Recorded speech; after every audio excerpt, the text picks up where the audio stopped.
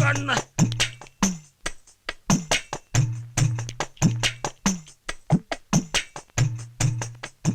വായിക്കാമോ? എന്തോ ഇഴഞ്ഞു നീങ്ങണു. ഇപ്പൊ വായിക്കാമോ? പറ്റണില്ല. വായിക്കൂ. പറ്റണില്ല. അക്ഷരം അറിയാമോ? അറിയില്ല.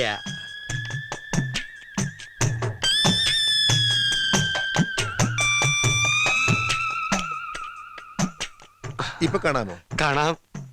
നിങ്ങൾക്ക് വ്യക്തമായി കാണാമോ? വ്യക്തമായി കാണാം. ഓക്കെ.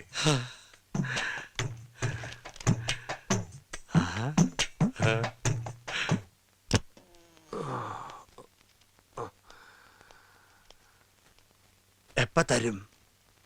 ഒരാഴ്ചയാവും. എത്ര രൂപയാവും? 1800.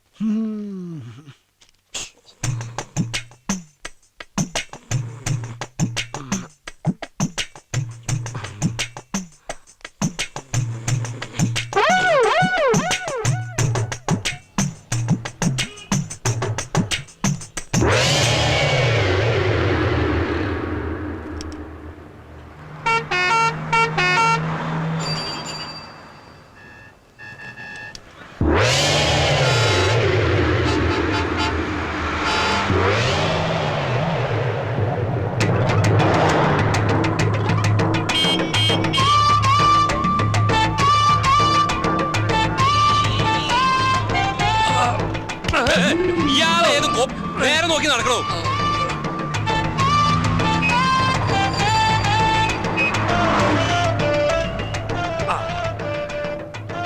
ഈ പഴം എന്താ വില? പഴം ഇവിടെ അല്ല, ആ കടയില. ഓ, പഴഞ്ചെരിപ്പാ.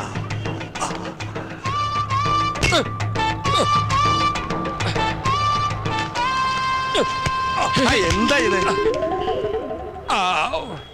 എന്താ വേണ്ടത്? ആ, ഒരു പഴം, ഒരു സോഡ. ഇതെന്താ പഴം ചോദിച്ചപ്പോ പടവലങ്ങാ തന്നത്? അത് പഴം തന്നെയാ, റോബസ്റ്റാ. ഓ, ഇത്ര നീളം.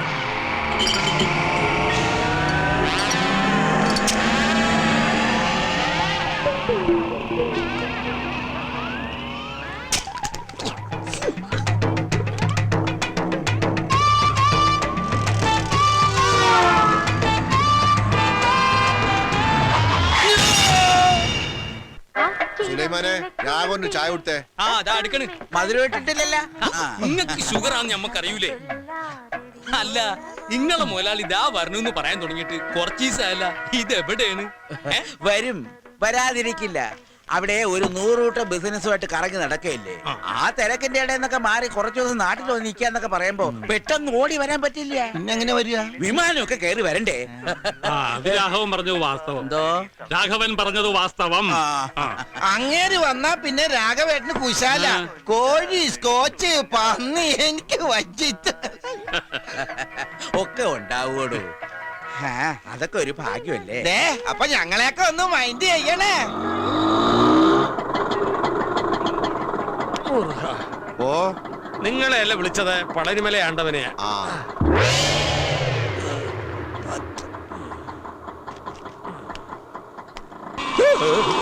അയ്യോ പാവം. ആ പിച്ചക്കാരന് വല്ലതും കൊടുത്തുട്ടേക്കാ പോക്കരെ. ഈറ്റിങ്ങളെ കൊണ്ടുള്ളൊരു ശല്യം. നേരം വെളുത്തിട്ട് എത്രാമത്തെ തെണ്ടിയാ വരുന്നെന്നറിയോ? പകല് തെണ്ടുക, രാത്രി കക്ക. ഒക്കെ കള്ളന്മാരാ. ആ കണ്ണട കണ്ടില്ലേ? വെറുതെ വെച്ചെടുക്കാ തെണ്ടി. ഞാൻ തെണ്ടിയല്ലടാ തെണ്ടി. എന്നെ തെണ്ടിന്ന് വിളിച്ചാണ്ടല്ല, ഭിക്ഷക്കാരോ നോക്കൂലൻ. പരിപ്പടക്കറി ഞാൻ പറഞ്ഞേക്കാം. എന്റെ അപ്പനിട്ടെറി. ഞാൻ മേലായതന, മനസ്സിലായോ? പടച്ചോനെ, അനക്ക് ഇത് എന്താ പറ്റിയേ? പറ്റി കയ്യിലിരിക്കണ കാശ് കൊടുത്ത് കടിക്കണ പട്ടിയെ വാങ്ങി എന്ന് പറഞ്ഞ പോലായി. എന്നിട്ട് പട്ടി എവിടെ? നീ പോടാ പച്ചന്തേ. എന്താ ഉണ്ടായെന്ന് പറ വേല. ഇതാ പറയാവേ, കടുപ്പം കൂട്ടി ഒരു ചായ തരിക. കഴിക്കാൻ നല്ല മുരിഞ്ഞ പരിപ്പോടെ എടുക്കട്ടെ. ചവയ്ക്കാൻ വയ്യടോ, ഒരു നേന്ത്രപ്പഴം തരിക. ശരിക്കും എന്താ സംഭവിച്ചത്?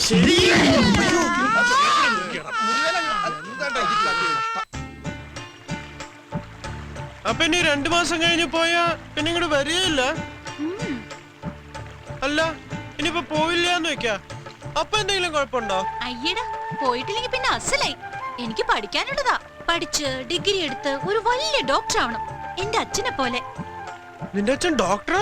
പിന്നെ അതറിയില്ലേ, ഞങ്ങളുടെ നാട്ടിലെ ഏറ്റവും നല്ല ഡോക്ടർ എന്റെ അച്ഛനാ. എന്താ പേര്? Doctor Madhavan, BSc MBBS. അപ്പൊ നിങ്ങളുടെ വീടൊക്കെ ടെറസാവൂല്ലേ? അതെല്ലോ. കാറൊക്കെ ഉണ്ടോ വീട്ടില്? എന്ത് നിറ? ചുവപ്പ് മാരുതി സെൻ. വേറെന്തൊക്കെയുള്ള? ഈ പഞ്ഞിക്കെട്ട് പോലത്തെ രോമുള്ള നായ്ക്കുട്ടിയൊക്കെ ഉണ്ടോ? നായ്ക്കുട്ടിയുണ്ട്, ഫോണുണ്ട്, പിന്നെ TV, fridge, washing machine, air condition, അങ്ങനെ എല്ലാം ഉണ്ട്. ആ പിന്നെ സ്കൂളിൽ കൊണ്ടുവിടാനും കൊണ്ടുവരാനും ഡ്രൈവറും കൂടെ ഉണ്ട് ഞങ്ങൾക്ക്. ആട്ടെ, രമേശന്റെ വീട്ടിൽ എന്തൊക്കെയുള്ളത്?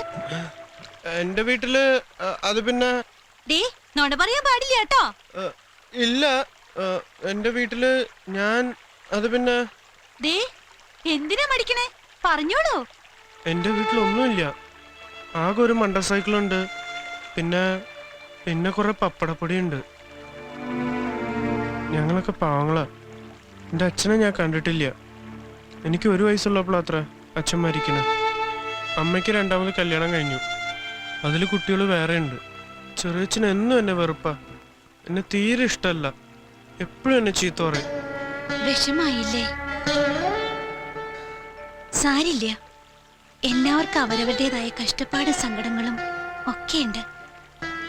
ഞാൻ പറഞ്ഞതെല്ലാം മനസ്സിൽ നിറഞ്ഞു നിൽക്കണ കുറെ സ്വപ്നങ്ങൾ മാത്രമാണ്. രമേശിനെ പോലെ തന്നെയാ ഞാനും.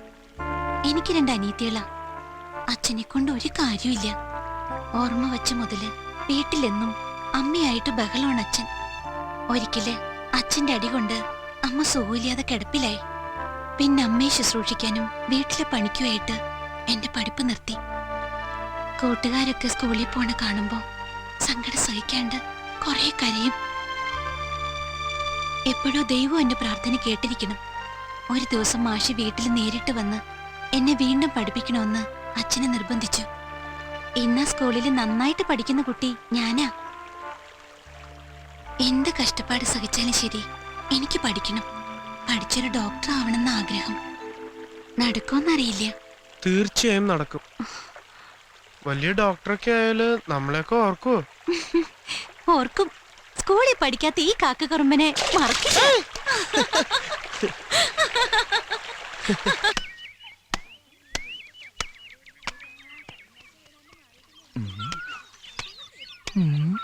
മാലതി, രാഗിണി ചേച്ചി, ഏതാ പുതിയ 2 മൂത്രമൊഴിക്കാനും മുട്ടിട്ട് പാടില്ല. നോക്കി നടക്ക്, കല്ലെ തട്ടി വീഴണ്ട. നിങ്ങൾക്ക് ചുമയുണ്ടോ? നിന്നെ ചുമക്കണുണ്ട്. എന്റെ അമ്മേ, അരക്കം വേലായതിനല്ല വരുന്നത്. കാല് സ്ലിപ്പാകല്ലേ ഈശ്വരാ. ആ പലിശക്കാരും കുഞ്ഞുണ്ണിയാരും ആൾക്കാരും വരുന്നുണ്ട്. തവിടെയല്ല, ഇവിടെ. ഈ വഴിക്കാന്നോ? അവരിതുവഴിയാ വരുന്നത്. എന്തായാലും നമ്മളെ കണ്ടിട്ടില്ല. അപ്പൊ നീ നടന്നോ? പലിശ ചോദിച്ചാ ഞാൻ വീണ്ടും കാറടിച്ച് ആശുപത്രിയിലാണെന്ന് പറയൂ. നിങ്ങൾ എങ്ങോട്ടാ? പൊന്തക്കാട്ടിൽ ദേ, ഒളിക്കാൻ. ഈ ലാക്കിന് വല്ല ഷാപ്പിലും കയറി 4 കാലം വീട്ടിലെത്തിയ കോലെല്ലാം ഒടിക്കും ഞാൻ. ഇനി അതും കൂടെ ഒടിയാനുള്ളൂ. മുടിയാനായിട്ട് നീ പോ. ഓ, പലിശക്കാരൻ കുഞ്ഞുണ്ണിയല്ല, അവന്റെ താത്ത മണ്ണുണ്ണി വന്നാൽ പോലും ഈ വേലായുധന്റെ രോമം പിഴാൻ പറ്റില്ല. വേലായുധൻ വീട്ടിലുണ്ടോ? ഇല്ല, സുഖമില്ലാണ്ട് ആശുപത്രിയിൽ ഇരിക്കുക. അവൻ ആശുപത്രിയിൽ വരട്ടെ. എവിടെ കണ്ടാലും ഓടിച്ചിട്ട് പിടിച്ചോണ്ട് വരണം. കൊടുത്ത കാശ് കിട്ടുമോന്ന് നമുക്കൊന്നും അറിയണമല്ലോ. ഞാൻ ഇപ്പൊ തന്നെ ഒന്ന് പോയി നോക്കട്ടെ ആസ്പത്രിയില്.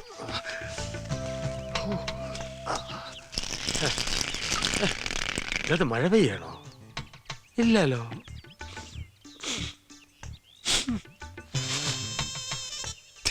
ഒരു ഉപ്പ് രസം. എന്താ മരപ്പെട്ടി താമസമാക്കിയിട്ടുണ്ടോ? ഒന്നും കാണാനും പറ്റില്ല. എന്തായാലും മുതലാളി ഇങ്ങോട്ട് വന്നോട്ടെ. ബാക്കി കാര്യമൊക്കെ പിന്നെ എന്താ വേല ഇതാ? വീട്ടിൽ ഇതിനൊന്നും സൗകര്യം ഇല്ലേ? തൂറിയതൊന്നുമല്ല, പിന്നെ ഒളിച്ചതാ രക്ഷപ്പെടാൻ. എന്നെ ഭയങ്കര പേടിയാ. നീ പോടാ. ആ പലിശക്കാരൻ കുഞ്ഞുണ്ണി എന്നെ കണ്ടാ കൊന്നുകളെന്ന് പറഞ്ഞ് നടക്കുക. നിങ്ങൾ ഈ വേണ്ടാത്ത പണിക്കൊക്കെ നിക്കണോ? അത്യാവശ്യത്തിന് വാങ്ങിയതാ. പലിശ പെരി പെരി മല പോലെയായി. എന്താ ചെയ്യാ, കച്ചവടം മോശം.